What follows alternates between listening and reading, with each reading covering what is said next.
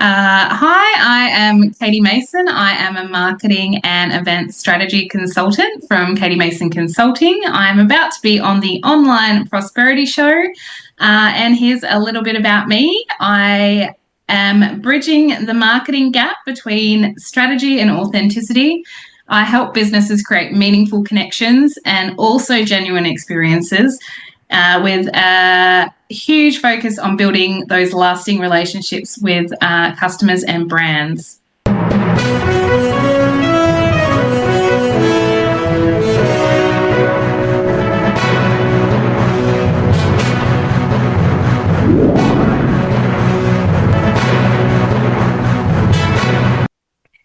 Ladies and gentlemen, welcome to yet another enlightening episode of the Online Prosperity Show. I'm your host, Prosper Taruvinga. And today, we've got a guest whose journey is as inspiring as it's transformative. Now, Katie, how are you doing today?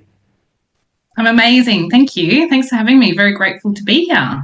Absolutely. I like that. Amazing. Some people would try and find words that I don't even understand, but amazing is just right there. And it's just going to make this show amazing in and of itself. So thank you so much for bringing in that sort of energy to the show. But for those that are watching right now, you might want to know why Katie, why now, and why you should care. So Katie, has been working in over 20 years, with a prominent Australian company. And then she ventured into the world of marketing and events. And she was actually driven by the desire to foster genuine human connections. So she's been balancing full-time work and university studies. And that was while she was in her 30s, and then she discovered her purpose during that time, which was to bring people together through meaningful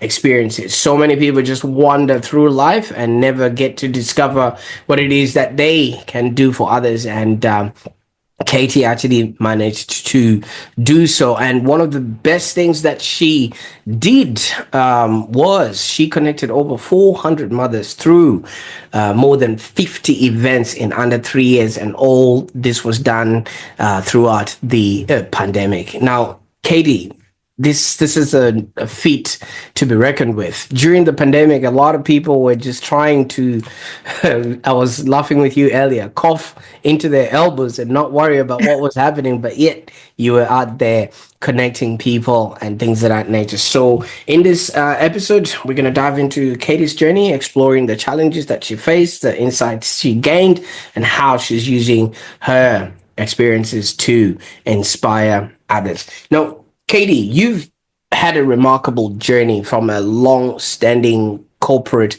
career to then going to founding your own consulting firm. Could you maybe share with us what it is that you were doing in that 20 years in your career and what then led you to want to start your own gig? Yeah, absolutely. So I started with a major corporation when I'd first come out of school, basically, and stuck with them for 20 years. I moved around the business a lot. I was very career-driven, wanted to climb the ladder, and it became such a huge focus for me in my life that, I've gained so much experience from it, so grateful. But it got to the point where I needed more and needed to find myself a little bit more rather than being part of this big brand that I'd evolved my life around. Absolutely. Just, for those that are meeting you for the very first time, obviously, maybe you can't mention the name of the brand, but what was your day-to-day like? What is it that they expected of you?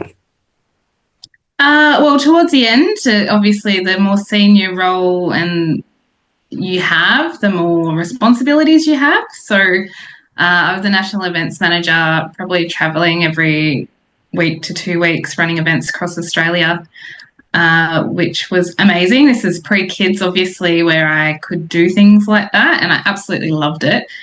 So there was some big days, big weeks, 60 plus hours a week.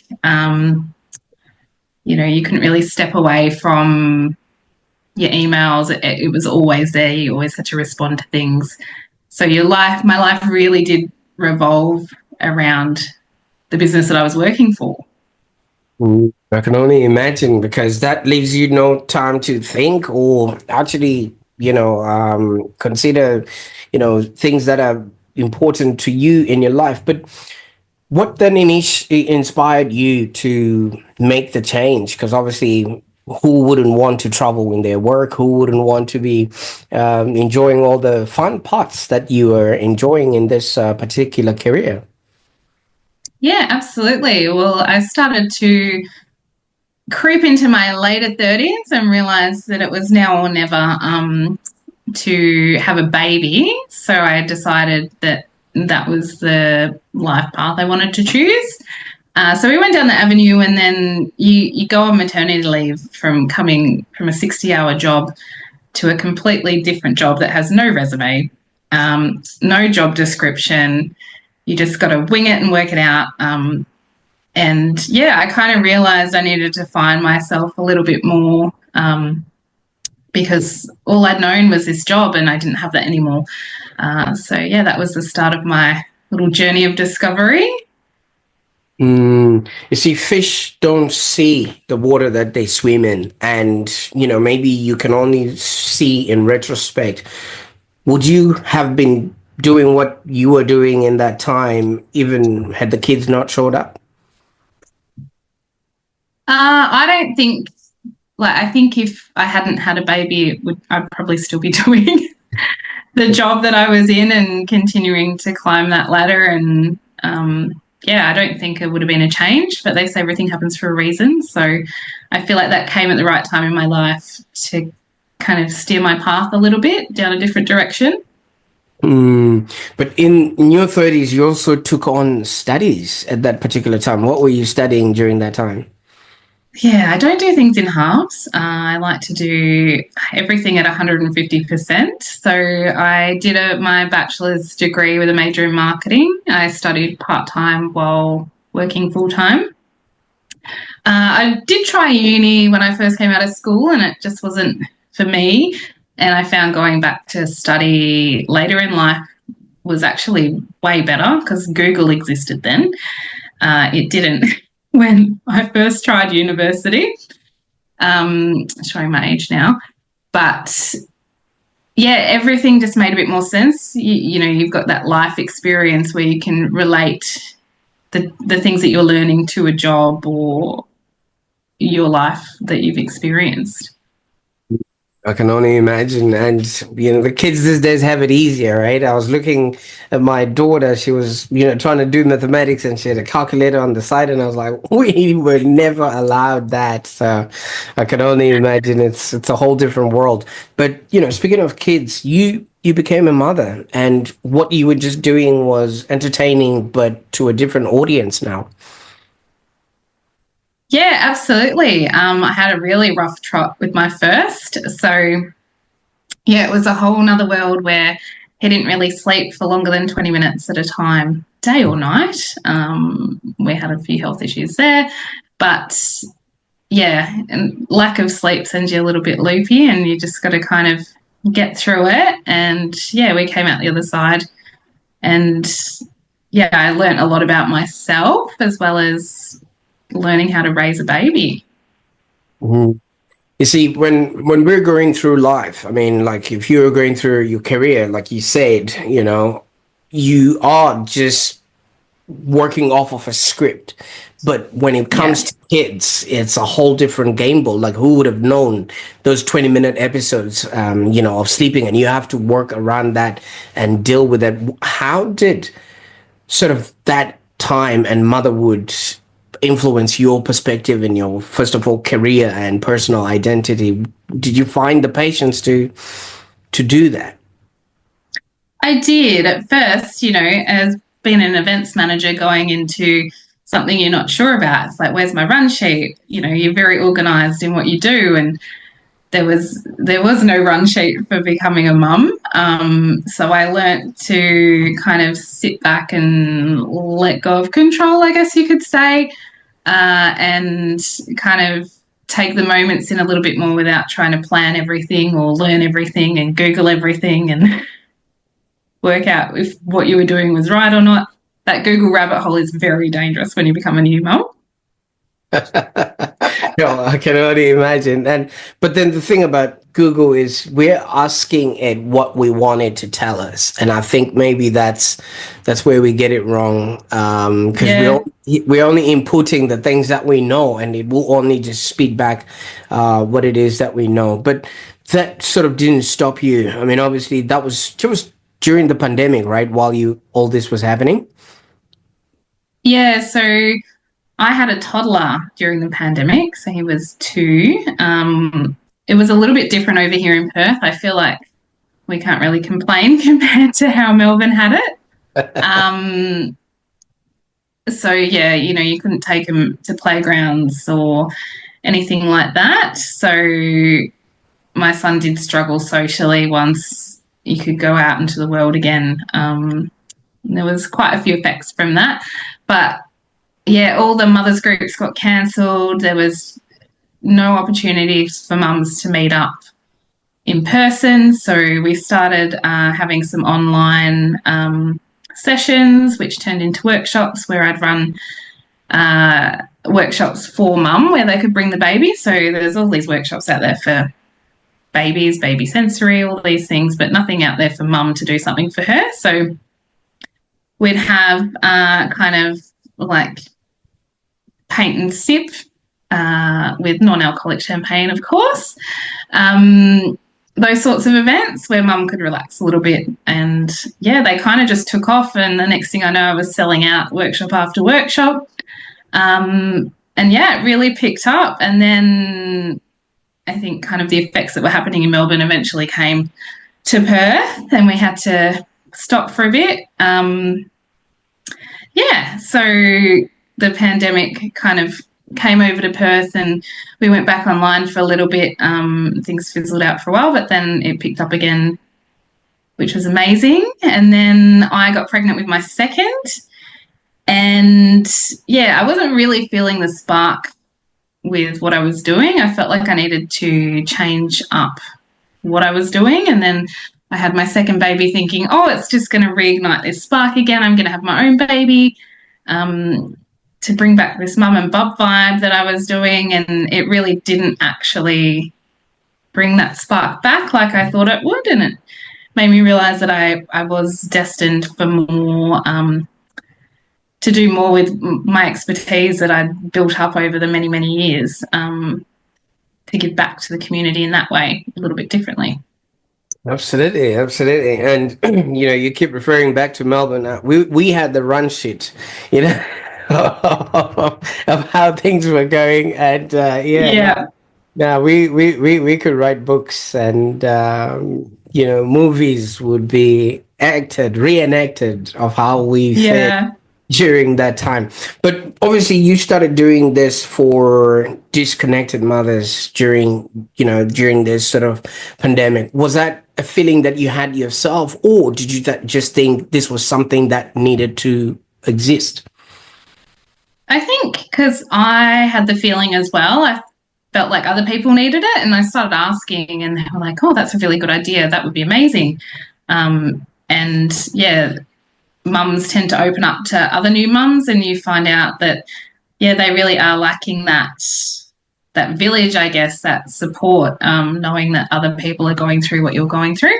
And I think as a new mum, you don't know if what you're doing is normal or not normal, or and it's just nice to have that community where you can go, oh my gosh, that's happening to me too, and you just feel at ease. A lot of mums get things like postnatal depression, anxiety, so it's great to connect them in a safe space where they feel comfortable to share and be vulnerable.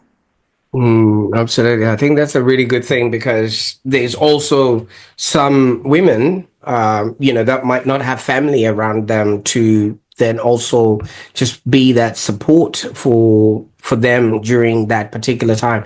But there's a thing that a lot of people find very daunting, and especially leaving a secure job. I know, yes, it was through maternity leave, but then having to completely say, you know what, I don't think I'll be going back to that, what were some of the maybe biggest fears or obstacles that you might have faced during this transition? Because it's not something that you just, yeah, like you said, you woke up and then, it wasn't as structured. You had to figure out what to do and things of that nature. Were there any fears that came about to leaving stability to go into uncharted waters?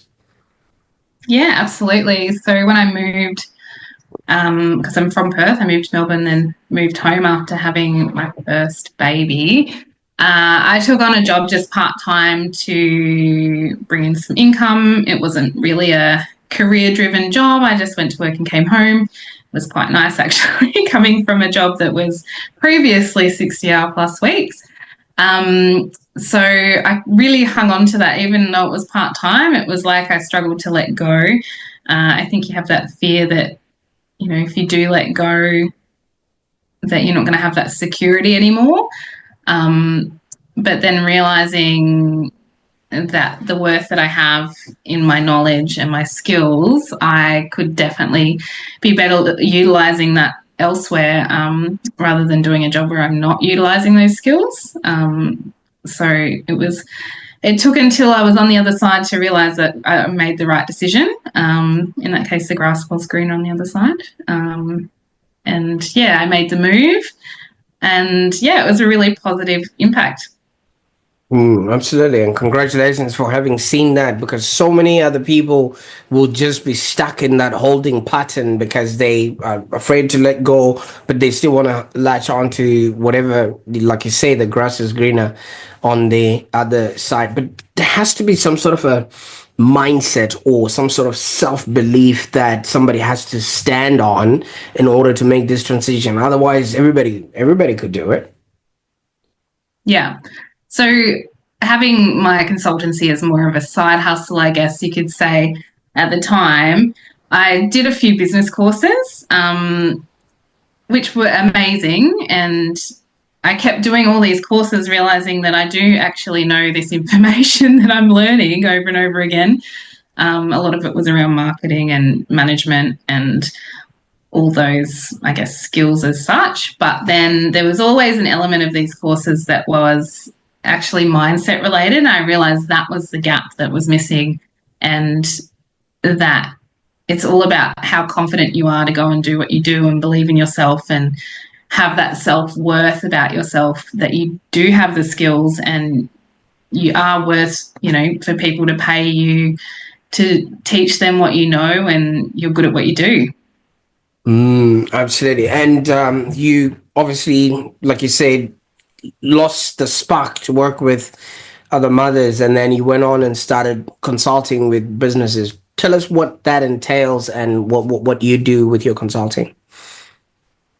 Yeah, so I started out doing event consulting, so was more around teaching people how to run a successful event with a marketing mindset. So keeping that whole brand image at front of mind through the journey of someone attending an event.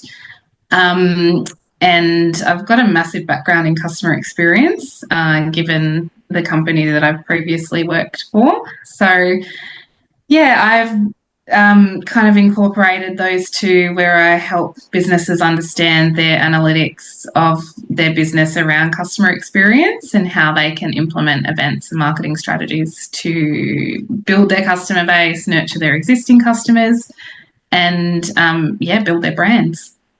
You'd think it's quite easy for people to do that, with all the technology that we have now, but it actually looks like in today's digital age, human connection is actually diminishing. Maybe what are your views on that observation?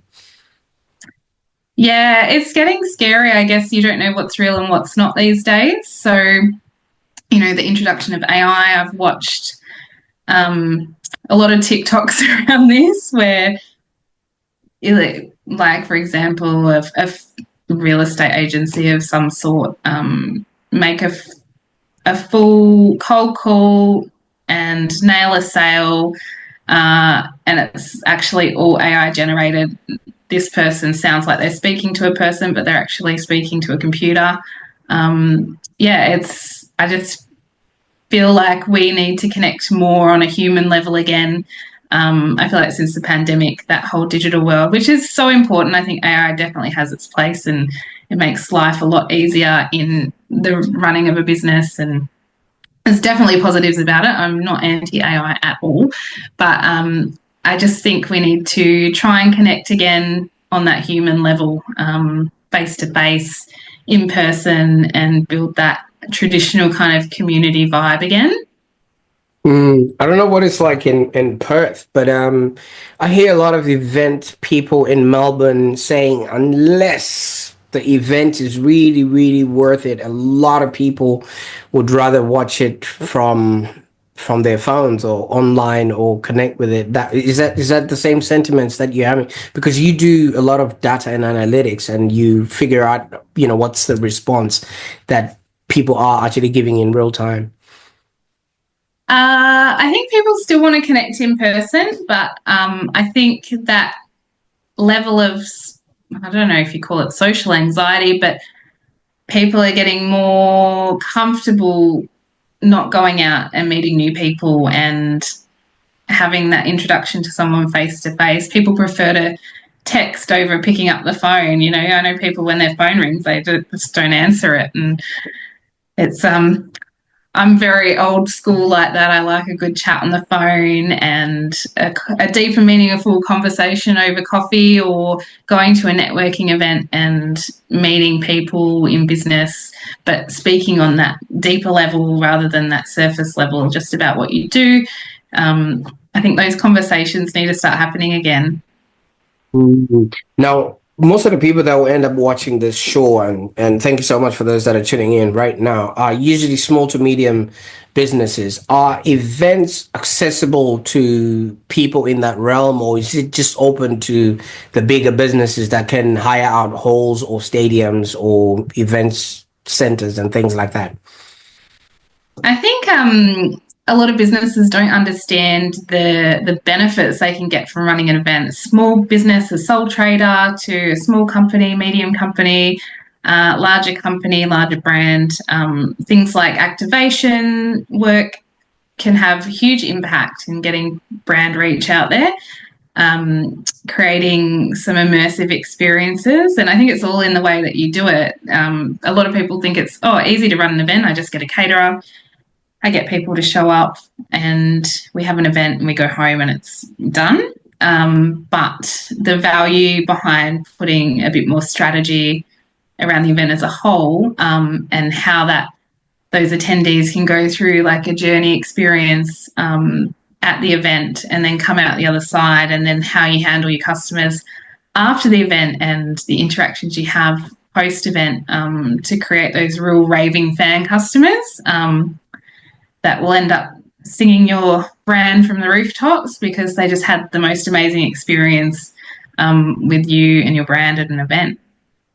Absolutely. And do you also then help people with that connection with their customer pre-event, during, and the post side of things? What sort of strategies have you seen that sort of work? Because some people just out of sight, out of mind, and I think that's the reason why they don't see the effectiveness of an event.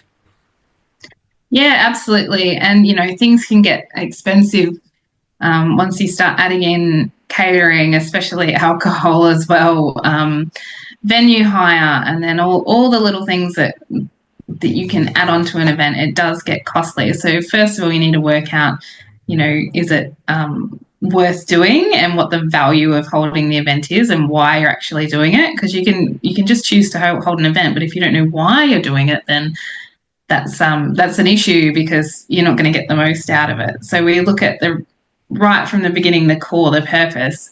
And then we can look at a business analytics and see what their customers are buying, what they're not buying, what they want to get out to the market, what they like, what they don't like, and really tailor an event to focus on like the business strategy. But the difference with me and from marketing perspective is I like to keep it genuine and heartfelt and doing things for the right reasons. So it is also about creating that emotional connection with your customers. on a deeper level, rather than just concentrating on the sales aspect. And half of the things that make events worthwhile is the integration and networking or connection of the actual attendees. Is it something that you also help people build a community around what they are doing, or are you just facilitating the event to be run? Yeah, so I've got a huge focus on building community. I've worked with a few networking groups that have wanted to grow their networking business as such. So they're trying to grow a community. So I help them put strategies into place to help do that. I've seen some wonderful success stories there, and seeing all these people come together and connect has been wonderful. Well, I can imagine. But Katie, you also know that these days everybody's just waiting to find something that's broken so they can complain about it or take a photo of it or things like that. Now, so many people would love to run huge events like that, but they're just not wanting to have so many people in one space because other people would just maybe leave bad reviews, or it's just some sort of a negative experience, and then that would just ruin it for everybody else. How do you help people handle things like that when they arise? Yeah, absolutely. So part of customer experience, you need to consider those people that might not necessarily be happy, and then it's more around how you handle the situation. Things happen, bad things can happen. You're not going to please everyone, but if someone does make that 1-star review because they didn't like the taste of the sandwiches or whatever, I think it's all in the response. So if a company responds well, you can see as another customer that that business is handling things professionally, and that you still keep the respect for them and their brand. Absolutely. Now, for those that are looking to maybe connect with you and see how you can help them with their next big event, what would be the best way that people can get in touch with you? Yeah, absolutely. So I have just launched my website. So you can find me at katiemasonconsulting.com.au. I'm also on Instagram. Come on over and say hi, and Facebook. On LinkedIn as well, and on emails. So head on over and say hi. I'd love to have a chat. Absolutely, and congratulations on the launch. I'll definitely make sure that all those links are in the show notes so that people can get a hold of you there. Now, this has been amazing, Katie. I mean, obviously, your life story and your experience and what it is that you're bringing to people is something that's remarkable, because when people connect, ideas can flourish and things of that nature. I did ask you a question earlier on that would you be still doing what you were doing earlier on, but now I think knowing that your passion is just bringing people together, no matter what it is, even when it was just the mothers, you did that already, and that was remarkable. Do you think maybe your early experiences in corporate have actually helped you shape this passion into the current approach that you now have for people? Yeah, absolutely. I mean, the company I came from had a very big focus on customer experience. So I think the many years that I've learnt around that has been really effective. And then I've also learned a lot about leadership and culture, and the effects that leadership and culture actually have on a customer's experience. So your team is leading from the front line. They're the direct contacts with your customers, and if you're not leading them well, then that can in turn affect your team and also your customer service. So I've got that huge link from that experience where I can bring that into my strategies as well. Absolutely. I mean, just talking to you, I can feel like this is only just the beginning and you're only just getting started. What's next? What can people expect from Katie Mason Consulting? Well, I've just reviewed all my packages and what sort of things that I've got on offer, and I've put some new strategies in place that I think will work well for small to medium businesses. And I'd love to work with some larger corporations as well, where we fully deep dive into their analytics. I am a self-proclaimed data nerd, and I love to look at data and see how we can use that to better experiences for customers. Absolutely. I mean, what do they say? If you can't fix that which you can't see, you know? So data will actually make it easy, and it tells a story for where it is that you're going. But thank you so much, Katie, I mean, for sharing your inspiring journey and all the valuable insights with us today. And yeah, I can't wait to see what you guys are going to be cooking up at Katie Mason Consulting. Thank you. It's been a pleasure. Absolutely. And for those that are listening or watching, thank you so much. And if you want to learn a little bit more about how to work with Katie, I'm going to be putting all those links in the show notes so you can connect with her, and especially connect with her on LinkedIn and see some of the valuable posts that she's putting up there. Now, as we wrap up this episode, I just want to encourage you to reflect on the importance of authentic connections, both in business and in your personal life. And if you found value in today's discussion, please share this podcast with someone who might benefit from it. And don't forget to subscribe for more insightful content just like this. And you will notice in our next episode, we're going to be exploring ideas that will help you lead a happier and more fulfilling existence. Until next time, stay connected. Bye for now.